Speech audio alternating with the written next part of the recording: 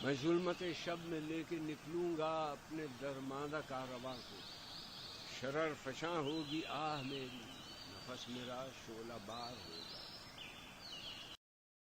بسم اللہ الرحمن الرحیم۔ ہم لوگ آج جو کلام پڑھنے لگے ہیں وہ اللہ تعالیٰ کی تھوڑی نشانیوں کا ذکر ہے اور اس کی حقیقی پہ مبنی ہے۔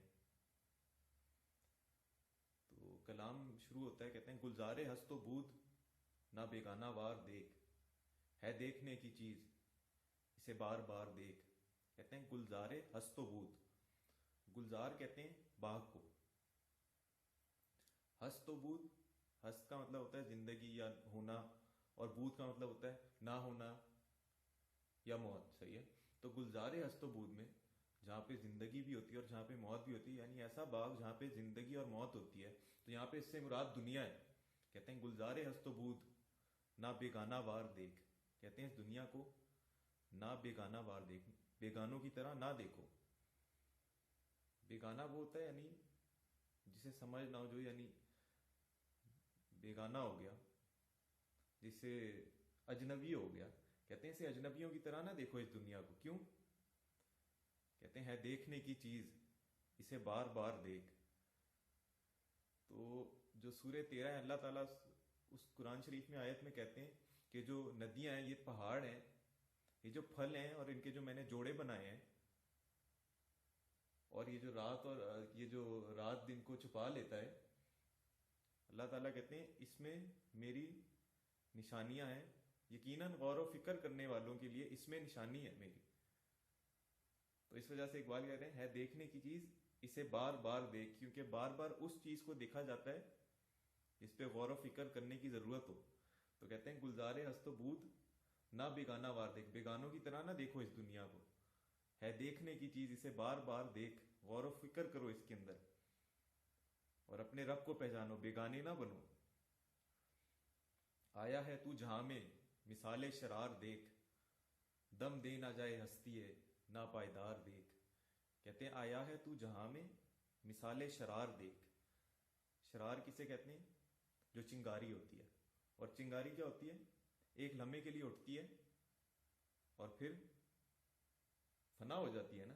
کہتے ہیں آیات ہے تو جہاں میں مثال شرار دیکھ، تم تو ایک چنگاری کی طرح آئے ہو دنیا میں، دم نہ دے جائے ہستی ہے نا پائیدار دیکھ، دم نہ دے جائے یعنی جان نہ دے جائے، ہستی ہے نا پائیدار دیکھ، اپنی ہستی دیکھو جو نا پائیدار ہے، یعنی فانی ہے جو تمہاری ہستی۔ تو اللہ تعالیٰ قرآن شریف میں لکھتے ہیں سورہ المومنون میں کہ اللہ تعالیٰ پوچھیں گے ہاں بھی کہ تم دنیا میں کتنے دیر رہے، تو وہ لوگ جواباً کہیں گے ایک دن، یا اس کا بھی ایک حصہ، شاید اس کا کوئی حصہ۔ تو اقبال کیا کہے آیا تو جہاں میں مثال شرار دیکھ، تم بھی ایک چنگاری کی طرح آئے ہو جہان میں، دم دے نہ جائے ہستی ہے نا پائیدار دیکھ، کہتے ہیں نہ ہو کہیں جان ہی نہ چلی جائے، ہستی ہے نا پائیدار دیکھ، اپنی ہستی دیکھو یہ نا پائیدار ہے، یہ فانی ہے۔ مانا کہ تیرے دید کے قابل نہیں ہوں میں، تو میرا شوق دیکھ میرا انتظار دیکھ۔ کہتے ہیں مانا کہ تیرے دید کے قابل نہیں ہوں میں، کہتے ہیں میں مانتا ہوں کہ میں تیرے دیدار کے قابل نہیں ہوں، کیونکہ گناہوں کی وجہ سے اور اپنی خامیوں کی وجہ سے، کہ میں مانتا ہوں میں تیرے دیدار کے قابل نہیں ہوں۔ پھر دوسری طرف اللہ کی رحمت سے امید بھی لگائی گئی ہے دوسرے سے، کہتے ہیں تو میرا شوق دیکھ، کہتے ہیں پھر بھی میرا شوق دیکھو، میرا عشق ہے تمہارے لیے، تو میرا شوق دیکھ، میرا انتظار دیکھ، میں تیرا انتظار کرتا ہوں۔ کھولی ہے ذوق دید نے آنکھیں تیری اگر، ہر راہ گزر میں نقشے کفے پائے یار دیکھ۔ کہتے ہیں کھولی ہے ذوق دید نے، ذوق دید کسے کہتے ہیں؟ دیکھنے کا شوق، کسے؟ اللہ تعالیٰ کو۔ کہتے ہیں کھولی ہیں ذوق دید نے آنکھیں تیری اگر، کہتے ہیں اگر عشق نے، خدا کے دیدار کو شوق، خدا کے دیدار کے شوق نے اگر تیری آنکھیں کھول دی ہیں، تو ہر راہ گزر میں نقشے کفے پائے یار دیکھ۔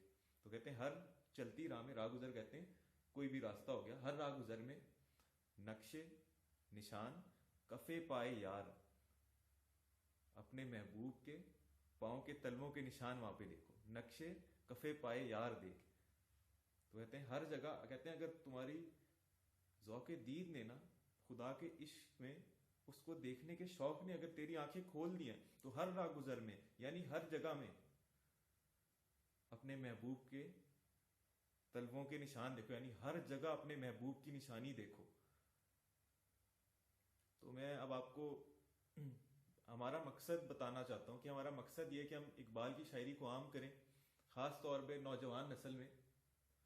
اور اس کے لیے ہم لوگ آہستہ آہستہ آگے کوشش بھی کر رہے ہیں کہ ہم اسکول اور کالجز میں جائیں، اور اگر آپ لوگ ہماری کوئی اس میں مدد کر سکتے ہیں، خاص طور پہ جو راول پنڈی اور اسلام آباد کے شہری ہیں، تو ہم سے ضرور رابطہ کریں. اس کے ساتھ ساتھ میں یہ بھی آپ لوگوں کو بتانا چاہتا ہوں کہ انشاءاللہ اب اور لڑکے بھی آئیں گے.